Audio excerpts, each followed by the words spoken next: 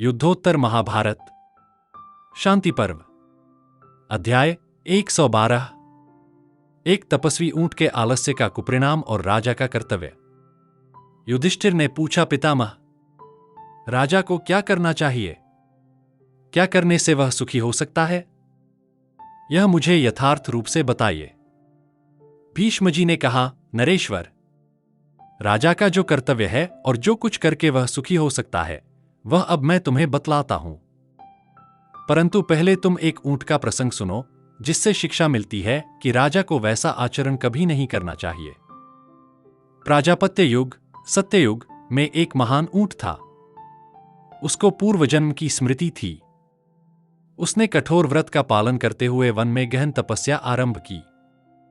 तपस्या के अंत में भगवान ब्रह्मा प्रसन्न होकर उसे वर मांगने के लिए कहा। ऊंट ने कहा, भगवान, आपकी कृपा से मेरी गर्दन बहुत बड़ी हो जाए ताकि मैं दूर से ही भोजन प्राप्त कर सकूं और 100 योजन से अधिक दूरी तक चर सकूं। ब्रह्मा जी ने उसकी इच्छा पूर्ण कर दी। परंतु उस ऊंट ने वरदान पाकर आलस्य करना शुरू कर दिया। वह कहीं जाने का कष्ट नहीं उठाता था, बस गर्दन फैलाकर वहीं से चरता रहता। एक बार वह अपनी लंबी गर्दन फैलाकर चर रहा था कि अचानक भयंकर तूफान और वर्षा होने लगी। वह अपनी गर्दन एक गुफा में डालकर भोजन करता रहा। उसी समय भूख और ठंड से व्याकुल एक गीदड़ अपनी स्त्री सहित उसी गुफा में आ घुसा। भूखा गीदड़ ऊंट की गर्दन का मांस खाने लगा। जब ऊंट को होश आया कि उसकी गर्दन खाई जा रही है, तो उसने बड़ी कठिनाई से उसे समेटने का प्रयत्न किया। परंतु तब तक गीदड़ और उसकी स्त्री ने उसे काट काट कर खा लिया। इस प्रकार ऊंट आलस्य के कारण मारा गया। देखो, उसके आलस्य से कितना बड़ा दोष उत्पन्न हुआ। इसलिए राजन, तुम्हें भी ऐसा आलस्य त्याग कर इंद्रियों को वश में रखते हुए बुद्धिपूर्वक आचरण करना चाहिए। मनु का कथन है कि विजय का मूल बुद्धि ही है। बुद्धिबल से किए गए कार्य श्रेष्ठ होते हैं। बाहुबल से किए गए मध्यम, पैरों के बल से किए गए कार्य अधम और केवल भार ढोने वाले कार्य अत्यंत निम्न होते हैं। राज्य उसी का स्थिर रहता है जो जितेंद्रिय और कार्यदक्ष है। संकट में पड़े हुए राजा की विजय का मूल भी बुद्धिबल ही है। जो नरेश गुप्त मंत्रणा सुनता है, योग्य सहायकों से युक्त है और विचारपूर्वक कार्य करता है, उसके पास ही धन संपत्ति स्थिर रहती है। ऐसे सहायकों से संपन्न नरेश ही संपूर्ण पृथ्वी पर शासन कर सकता है। इस प्रकार शास्त्रज्ञ सत्पुरुषों ने पहले भी यही कहा है और मैंने भी शास्त्रीय दृष्टि से तुम्हें यह बताया है। राजन, अब इसे भली भांति समझकर आचरण करो। अध्याय 114 शक्तिशाली शत्रु के सामने बेंत की भांति नतमस्तक होने का उपदेश, सरिताओं और समुद्र का संवाद। युधिष्ठिर ने पूछा, भरत श्रेष्ठ, राजा यदि दुर्लभ राज्य प्राप्त कर ले परंतु उसके पास सेना और धन जैसे साधन न हो, तो वह अत्यंत शक्तिशाली शत्रु के सामने कैसे टिक सकता है? भीष्म जी ने कहा, भारत, इस विषय में एक प्राचीन उपाख्यान है जिसमें नदियों और समुद्र के बीच संवाद हुआ था। एक समय समुद्र, जो दैत्यों का निवास और नदियों का स्वामी है, उसने सब नदियों से एक संदेह पूछा। समुद्र ने कहा, नदियों, मैं देखता हूं कि जब तुम बाढ़ से भर जाती हो तो बड़े बड़े वृक्षों को जड़ और शाखाओं सहित उखाड़कर बहा ले जाती हो, परंतु तुम्हारे प्रवाह में बेंत का कोई वृक्ष नहीं दिखता।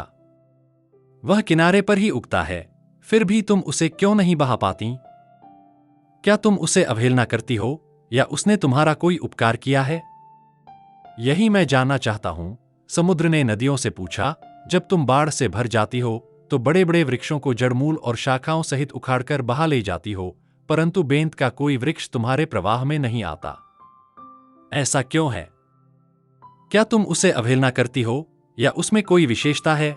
इस पर गंगा ने कहा, नदीश्वर, अन्य वृक्ष अपने स्थान पर अकड़कर खड़े रहते हैं, वे हमारे प्रवाह के सामने झुकते नहीं। इस प्रतिकूल आचरण के कारण वे उखाड़े जाते हैं, परंतु बेंत ऐसा नहीं करता। वह प्रवाह को आते देख झुक जाता है और जब जल शांत हो जाता है तो पुनः सीधा खड़ा हो जाता है। बेंत समय को पहचानता है, उसके अनुसार आचरण करना जानता है, सदा हमारे वश में रहता है, कभी उद्दंडता नहीं करता और अनुकूल बना रहता है। इसीलिए उसे स्थान छोड़कर बहना नहीं पड़ता।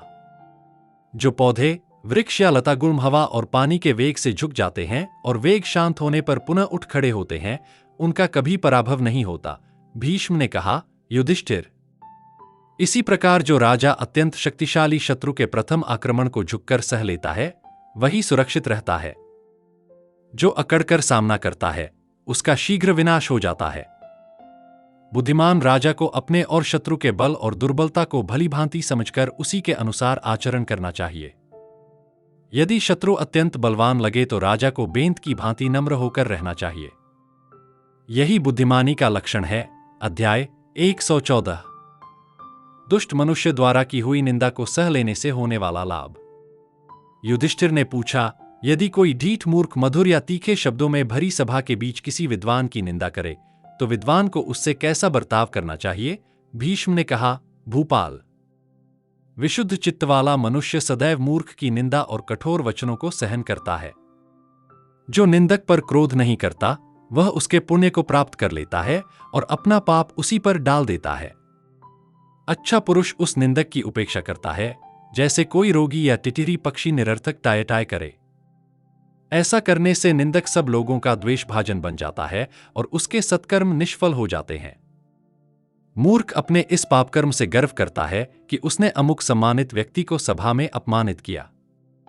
वह निंदनीय कर्म करके भी अपनी प्रशंसा करता है और तनिक भी लज्जित नहीं होता।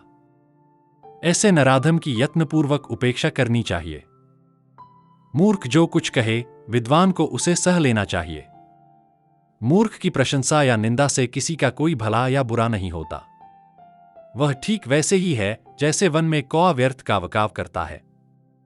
यदि पापी मनुष्य के कटुवचनों के उत्तर में वैसी ही वाणी का प्रयोग किया जाए तो केवल वाणी का झगड़ा बढ़ेगा, कोई वास्तविक परिणाम नहीं निकलेगा। जो मूर्ख अनुचित आचरण करता है, वह उसी से अपने छिपे हुए दोष प्रकट कर देता है, जैसे मयूर नृत्य करते समय अपने गुप्त अंग भी दिखा देता है।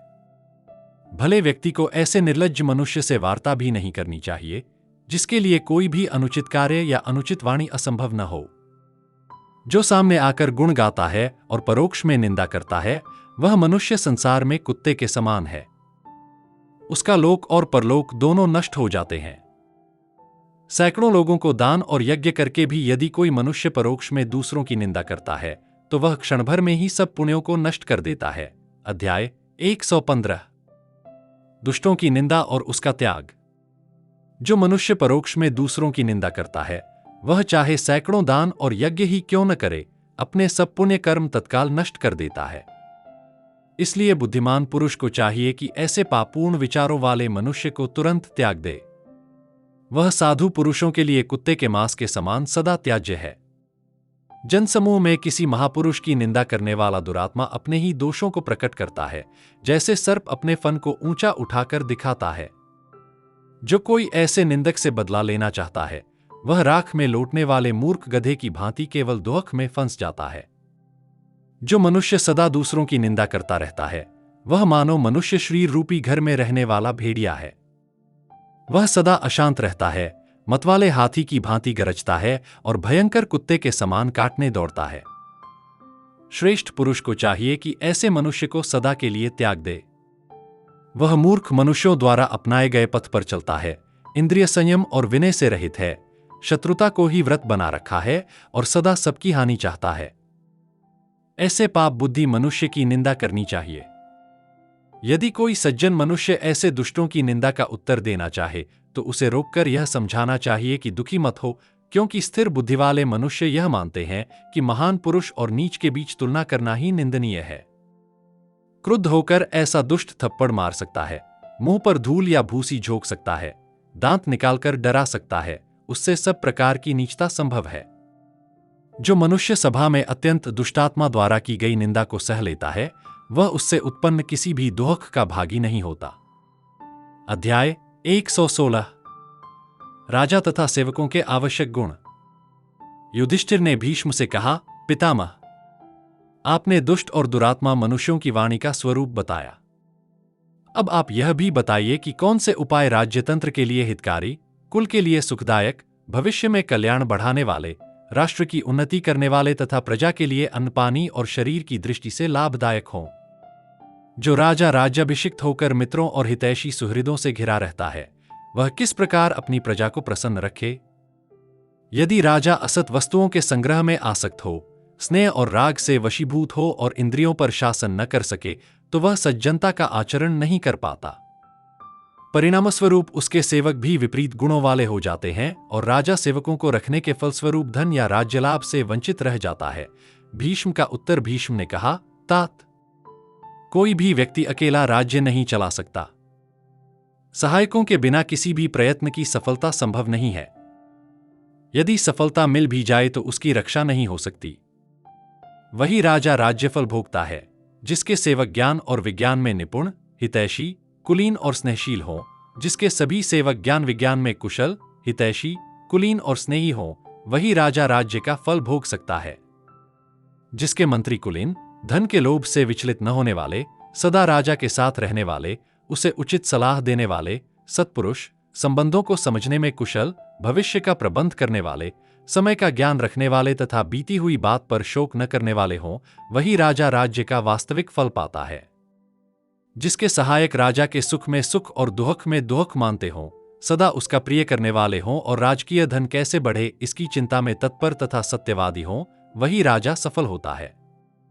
जिसका देश दुखी न हो, प्रजा सदा उसके निकट और संतुष्ट बनी रहे, जो स्वयं भी छोटे विचार का न होकर सदैव धर्म और सत्य का अवलंबन करता हो, वही राजा राज्य का फल भोगता है। विश्वासपात्र, संतोषी और खजाना बढ़ाने का सतत प्रयत्न करने वाले अधिकारियों द्वारा जिसके कोष की वृद्धि होती रहे, वही राजा श्रेष्ठ कहलाता है।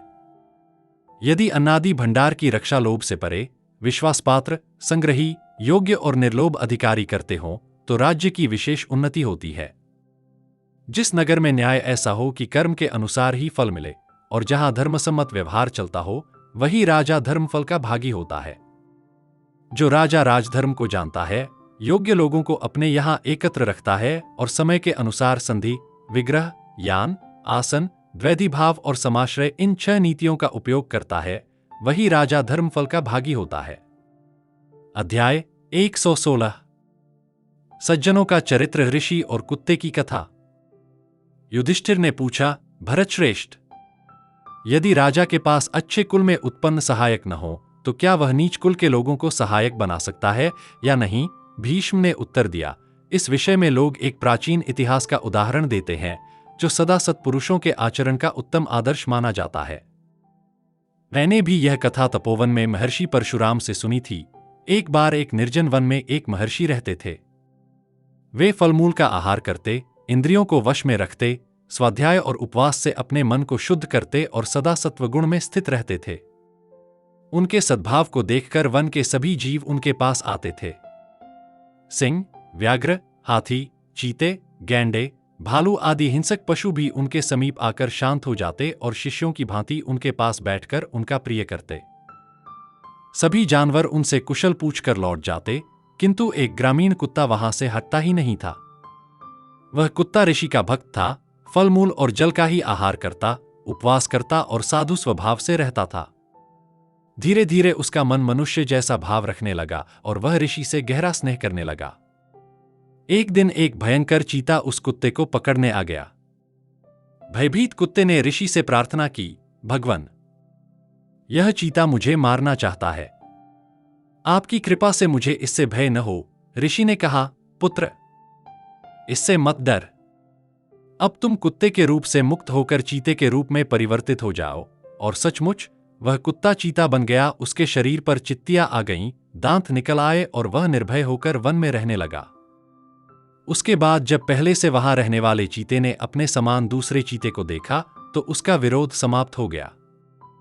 फिर एक दिन एक भयंकर भूखा बाघ उस नए बने चीते पर टूट पड़ा और उसका रक्त पीने की इच्छा से उसका पीछा करने लगा।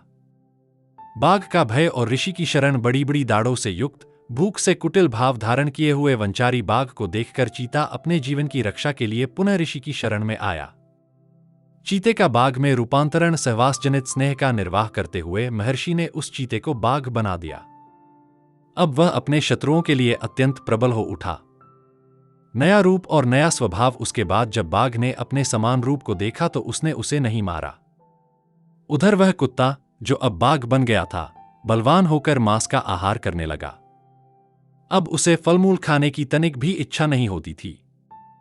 जैसे वनराज सिंह प्रतिदिन जंतुओं का मांस चाहता है, उसी प्रकार वह भी मांसभोजी बन गया। बाघ का हाथी बनना। राजन। बाघ अपने मारे हुए मृगों के मांस खाकर तृप्त हो महर्षि की कुटी के पास ही सो रहा था। इतने में वहां काला, मदोन्मत्त मेघ के समान गजराज आ पहुंचा। उसके गंडस्थल से मद की धारा चू रही थी। वह विशालकाय था और मेघ जैसी गर्जना कर रहा था। उसे देखकर बाघ भयभीत हो पुनः ऋषि की शरण में गया। तब मुनि ने उसे हाथी बना दिया। उस हाथी को देखकर जंगली हाथी भयभीत होकर भाग गया। हाथी का सिंह बनना। वह हाथी कमलों के पराग से विभूषित होकर झाड़ियों और कमल समूहों में विचरने लगा। कभी कभी आश्रम के समीप भी आता और अनेक दिन बीत गए। एक दिन वहां लाल अयाल वाला भयानक सिंह आया, जो गजराजों का संहारक था।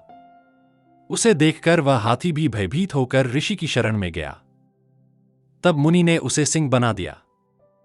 जंगली सिंह उसे देखकर डर गया और वह सिंह, पूर्व कुत्ता, आश्रम में ही रहने लगा। उसके भय से अन्य पशु तपोवन के पास आना छोड़ बैठे। सिंह का शरभ बनना कालयोग से वहां एक बलवान शरभ आ गया, जिसके 8 पैर और ऊपर की ओर नेत्र थे। वह रक्तपाई था और सब प्राणियों में भय उत्पन्न करता था। सिंह को मारने के लिए वह आश्रम पहुंचा। उसे देखकर वह सिंह अत्यंत भयभीत होकर ऋषि की शरण में गया। तब मुनि ने उसे बलशाली शरभ बना दिया। मुनि निर्मित उस भयंकर शरभ को देखकर जंगली शरभ भाग गया। इस प्रकार मुनि ने उस कुत्ते को शरभ के स्थान में प्रतिष्ठित कर दिया। वह प्रतिदिन मुनि के पास सुख से रहने लगा। शरभ का अहंकार और कृतघ्नता उस शरभ से सभी पशु डरकर दिशाओं में भाग गए। शरभ सदा प्राणियों के वध में रत रहता और मांस का ही आहार करता। फल मूल की उसे इच्छा नहीं होती थी। रक्त की तीव्र प्यास से पीड़ित होकर वह शरभ एक दिन कृतघ्न बनकर मुनि को ही मार डालने का विचार करने लगा। उसने सोचा, मुनि के प्रभाव से ही मुझे यह अद्भुत शरभ का रूप मिला है। यदि वे अन्य जीवों को भी यह सामर्थ्य दे दें तो मेरा महत्व घट जाएगा। अतः इन्हें शीघ्र मार डालना ही उचित है। ऋषि का शाप ज्ञानचक्षु से मुनि ने शरभ के इस दुष्ट भाव को जान लिया और कहा, अरे कुत्ते, तू पहले चीता, फिर बाघ, फिर हाथी, फिर सिंह और अब शरभ बना।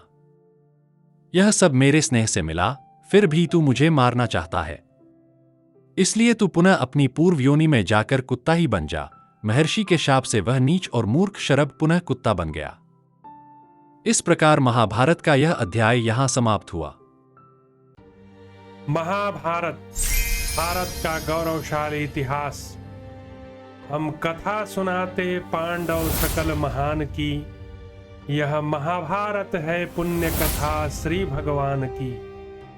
जम्बूदीपे भरतखंडे आर्यावर्ते भारतवर्षे एक नगरी है विख्यात हस्तिनापुर नाम की। यह जन्मभूमि है पांडव सकल महान की। यह महाभारत है पुण्य कथा श्री भगवान की।